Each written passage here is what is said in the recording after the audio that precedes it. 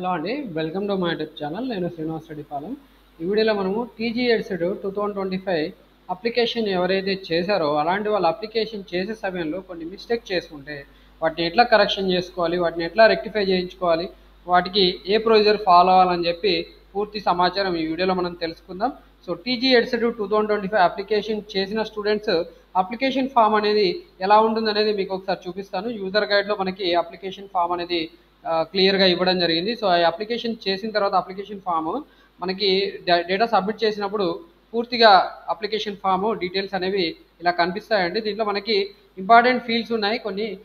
Qualifying exam hall ticket number, తర్వాత mobile number, date of birth. So ఇక్కడ మనకి ఇవన్నీ కూడా mandatory fields. Payment reference side అయితే ఎలాగో మిస్టేక్ జరగదు, ఎందుకంటే ఆటోమేటిక్గా వస్తుంది. Qualifying exam hall ticket number అంటే మనం ఇక్కడ డిగ్రీ ఏదైతే క్వాలిఫికేషన్ ఉందో దానికి సంబంధించిన హాల్ టికెట్ నెంబర్ ఒకవేళ మిస్టేక్ చేయవచ్చు, మొబైల్ నెంబర్ మిస్టేక్ చేయవచ్చు, డేట్ ఆఫ్ బర్త్ మిస్టేక్ చేయవచ్చు.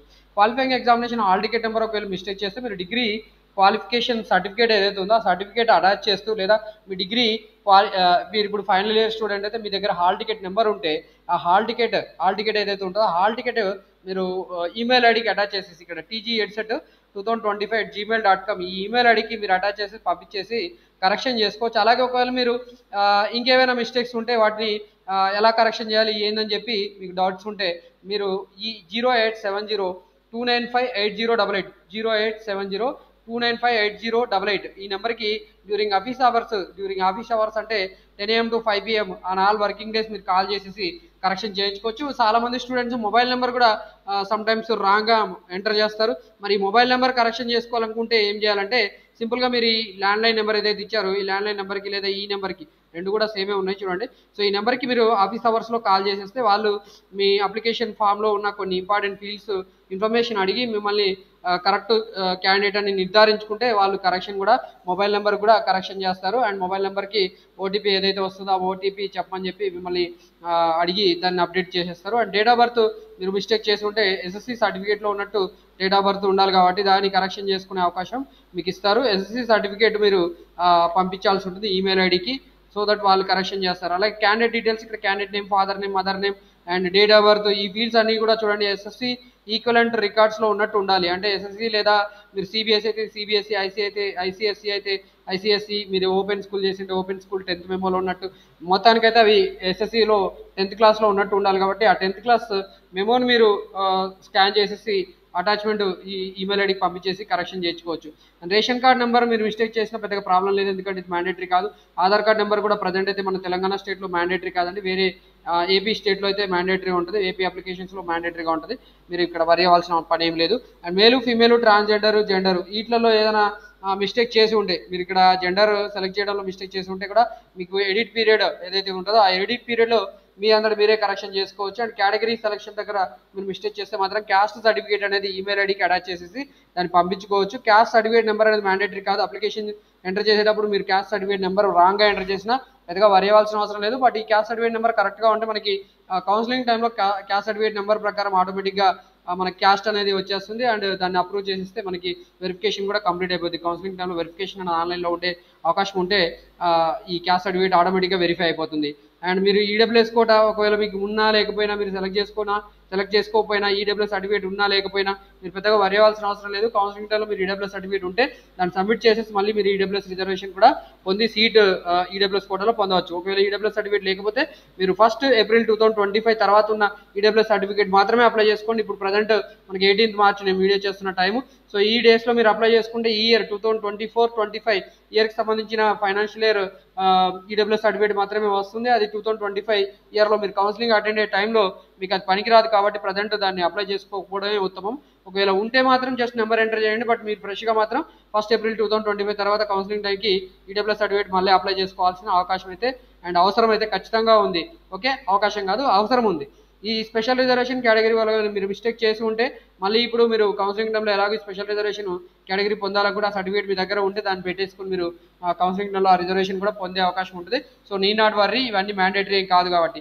అండ్ ఫిజికలీ ఛాలెంజ్డ్ మాత్రం జాగ్రత్తగా సెలెక్ట్ చేసుకోండి. ఫిజికలీ ఛాలెంజ్డ్ అయితే మాత్రం మీరు ఫిజికలీ ఛాలెంజ్డ్ సెలెక్ట్ చేసుకుంటే మీకు ఫీజు కట్టేటప్పుడు మీకు కన్సెషన్ ఉంటుంది మీరు పే చేసే అమౌంట్లో examination fee payment so apply చేసేటప్పుడు. కాబట్టి మీరు ఇది జాగ్రత్తగా మీరు ఎంటర్ చేయాల్సి ఉంటుంది. ఒకవేళ ఆల్రెడీ ఎంటర్ చేసి ఎక్కువ ఫీజు కట్టిన వాళ్ళకైతే రీఫండ్ అయితే రాదు. బట్ తక్కువ ఫీజు కట్టిన వాళ్ళకి పెద్దగా ప్రాబ్లం ఏమి ఉండదు. వాళ్ళు ఫిజికల్లీ ఛాలెంజ్డ్ అయితే ఫిజికల్లీ ఛాలెంజ్డ్ సర్టిఫికేట్ సాధారణ సర్టిఫికేట్ అనేది అటాచ్ చేసేసి మీరు ఈమెయిల్ ఐడి పంపించేసి కరెక్షన్ చేసుకోవచ్చు. అండ్ కరెక్షన్ పీరియడ్ టైంలో కూడా మీరు కరెక్షన్ చేసుకునే అవకాశం ఇక్కడ ఉంటుంది. అండ్ ఏరియా ఆఫ్ రిజర్వేషన్ ఇక్కడ లోకల్ నాన్ లోకల్ అని సెలెక్ట్ చేసుకునే అవకాశం మాత్రమే ఇచ్చారు. లోకల్ అంటే తెలంగాణలో చదువుకున్న స్టూడెంట్స్, తెలంగాణ నేటివ్ స్టూడెంట్స్ అందరూ కూడా తెలంగాణ స్టూడెంట్స్ అవుతారు.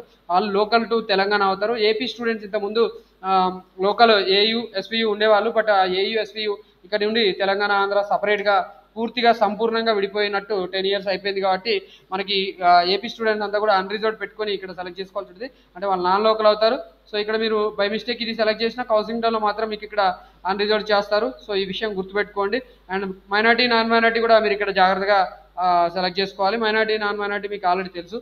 సో ప్రాపర్గానే సెలెక్ట్ చేసుకుంటారు. ఒకవేళ మిస్టేక్ చేస్తే కూడా ఏం పెద్దగా ఇబ్బంది లేదు.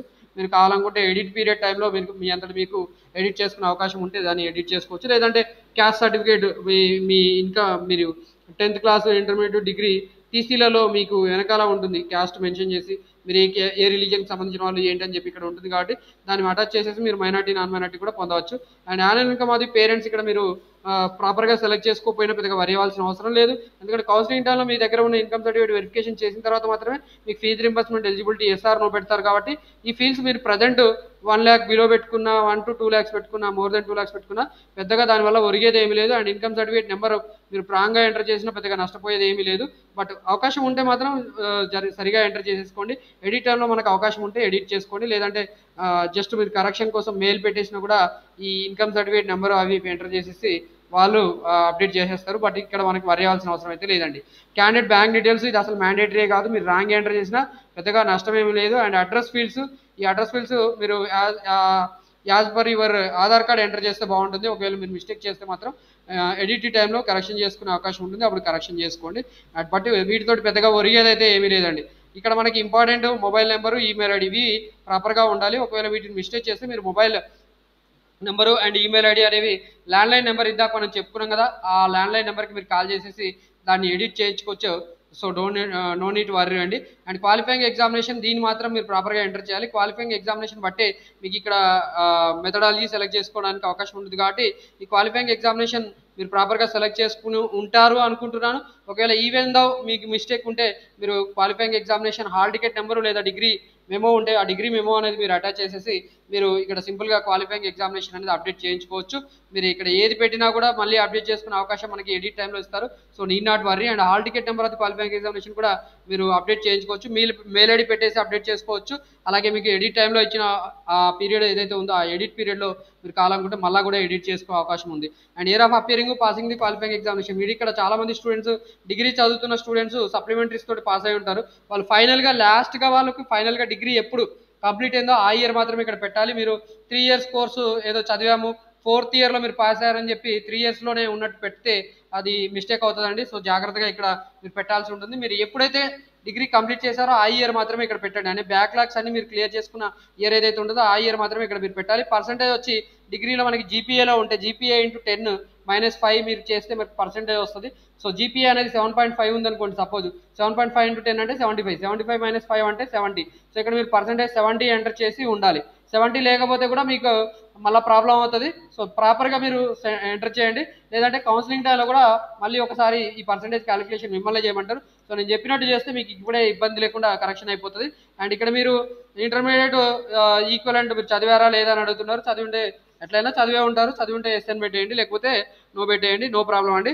And do you have PG degree? PG degree చేస్తుంటే ఎస్ఆర్ నో పెట్టమంటున్నాడు. సో పీజీ డిగ్రీ ప్రకారం మీకు ఇక్కడ పీజీ డిగ్రీ సర్టిఫికేట్ మీరు అప్లోడ్ చేయించుకోవాల్సి ఉంటుంది. అంటే మీకు ఒకవేళ ఎస్ఆర్ నో ఉన్నది ప్రాపర్గా సెలెక్ట్ చేయించాలండి. ఇది మోస్ట్లీ చాలామంది పీజీ డిగ్రీ ఎక్కడ యూజ్ అవుతుందంటే PG mathematics PG something specialisation చేసిన తర్వాత వాళ్ళకి బీఈడీలో మెథడాలజీ సెలెక్ట్ చేసుకోవడానికి ఆ స్పెషలైజేషన్ వల్ల యూజ్ ఉంటుంది. అంటే ఇక్కడ మీరు పీజీ చేసి ఉంటే అవకాశం ఉంటే దీన్ని అప్డేట్ చేయించుకోండి. సో దట్ మీకు మెథడాలజీ దగ్గర కౌన్సిలింగ్ టైంలో మీరు మెథడాలజీ ప్రాపర్గా చూస్ చేసుకోవడానికి ఆ కౌన్సిలింగ్లో వెరిఫికేషన్ ఆఫీసర్స్ మీకు అవకాశం ఇస్తారండి.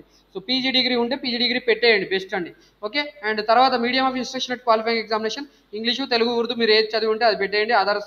అదర్స్ ఉంటే అదర్స్ పెట్టేయండి. ఒకవేళ మిస్టేక్ చేసి ఉంటే మాత్రం మీరు సింపుల్గా మీ డిగ్రీ ఏదైతే మెమో ఉండదో దాంట్లో మీరు స్పెసిఫిక్గా మెన్షన్ చేసి ఉంటుంది కాబట్టి దాన్ని స్కాన్ చేసేసి ఈమెయిల్ ఐడికి పంపించేసి దీన్ని కరెక్షన్ చేసుకోవచ్చు. ఎస్ఎస్సి ఈక్వలెంట్ మీరు డీటెయిల్స్ కూడా కరెక్షన్ చేసుకోవడానికి ఎస్ఎస్సి మెమో లేదా ఎస్ఎస్సి బోనాఫైడ్లో మీకు స్పెసిఫిక్గా మెన్షన్ చేసి ఉంటుంది కాబట్టి దాన్ని మీరు అటాచ్ చేసేసి దీన్ని కరెక్షన్ చేసుకోవచ్చు. Hall ticket number, month of passing, year of passing అంటే ఎస్ఎస్సి మెమో పంపించాల్సి ఉంటుంది. బోనాఫైడ్ సర్టిఫికేట్ బట్టి అర్బన్ రూరల్ డిసైడ్ చేస్తారు. అండ్ ఇంటర్మీడియట్ కూడా అంతే అండి.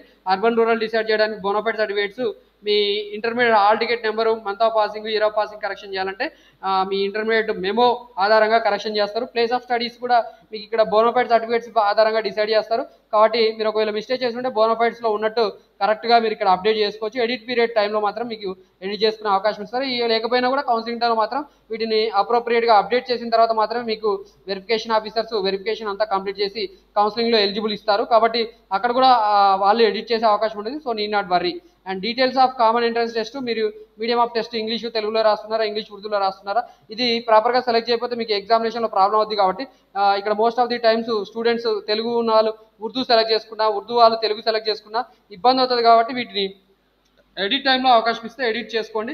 లేదంటే మీరు ఈమెయిల్ ఐడి పంపించేసి కూడా మీరు కరెక్షన్ చేసుకోవచ్చు. అండ్ రీజనల్ టెస్ట్ మాత్రం మీరు తొందరగా అప్లై చేసుకుంటే మీకు రీజనల్ టెస్ట్ సెంటర్స్ మీకు ప్రాపర్గా వస్తాయి. అంటే మీకు దగ్గరలో ఉన్నాయి, వస్తాయి, మీరు కోరుకుని వస్తాయి. వీటిని మాత్రం ఎడిట్ చేసే అవకాశం ఎట్టి పరిస్థితుల్లో లేదండి. కాబట్టి తొందరగా మీరు అప్లై చేసుకుంటే మీకు దగ్గరలో వస్తాయి. మళ్ళీ మార్చడానికి మాత్రం అవకాశం లేదండి. ఫోటో అండ్ సిగ్నేచర్స్ అప్లోడ్ చేయాలనుకుంటే, రాంగ్గా అప్లోడ్ చేసిన వాటిని కరెక్షన్ చేసుకోవాలనుకుంటే ప్రాపర్ ఫోటో అండ్ సిగ్నేచర్స్ ఉన్న డాక్యుమెంట్స్ మీరు పంపించేసి వాటి ఆధారంగా వాటిని అప్డేట్ చేయించుకోవచ్చు. ఇవి మనకి ఇంపార్టెంట్ ఫీల్డ్స్.